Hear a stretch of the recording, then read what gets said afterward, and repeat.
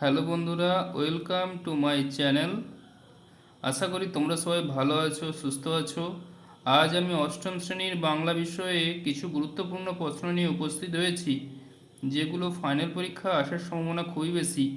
তাই ভিডিওটি স্কিপ্ট না করে সম্পূর্ণ ভিডিওটি দেখবেন এবং @1star1670 চ্যানেলটি লাইক ও সাবস্ক্রাইব করতে ভুলবেন না।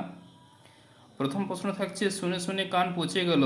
কোন কথা শুনে শুনে কান পচে গেল? এই কবিতা ল্যাংস্টন হিউজের তার স্বাধীনতা কীভাবে নির্দেশ করেছেন। তারপর থাকছে, হিন্দু মুসলমানের সম্প্রীতির আবহ আদাব গল্পে কীভাবে রচিত হয়েছে তা বিশ্লেষণ করো। তারপর থাকছে, অ্যালবামটা শক্ত করে জাপটে ধরে হু হু করে কাঁদতে লাগলো। কার কথা বলা হয়েছে? তার এইভাবে কেঁদে ওঠার কারণটি বুঝিয়ে দাও। তারপর থাকছে, সত্যি আজ থেকেও এটা তোর। কে কাকে কথাটি বলেছেন? বিষয়টি সম্পর্কে অবিশ্বাসের ভাবনা এসেছে কেন? তারপর থাকছে, পাড়াগাঁয়ের দুপোহর ভালোবাসি। কবিতাটি কবি কে? পাড়াগাঁয়ের দুপোহরে যে বর্ণনা আছে কবিতাটি অবলম্বনে তা লেখো। তারপর থাকছে, অপু যেখানে মাছ ধরতে যেত সেই স্থানটি পরিবেশের পরিচয় দাও।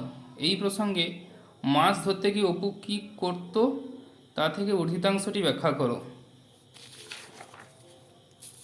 তারপর থাকছে, প্রবন্ধ রচনা। প্রথম রচনা থাকছে বিজ্ঞান ও কুসংস্কার।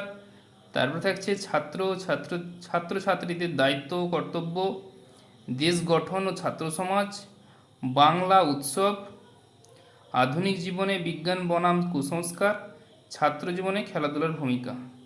তারপর প্রশ্ন থাকছে, কথাটা মনে হতেই রাগে ফুঁসে উঠল রঞ্জন।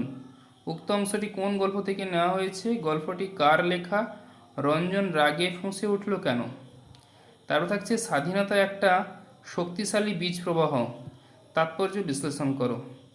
তারপর থাকছে, জেলখানার অবস্থাতেও দুঃখকাতর হতাশাগ্রস্ত নয়, বরং আত্মবিশ্বাসী ও আশাবাদী নেতাজির পরিচয়টি ফুটে উঠেছে, আলোচনা করো।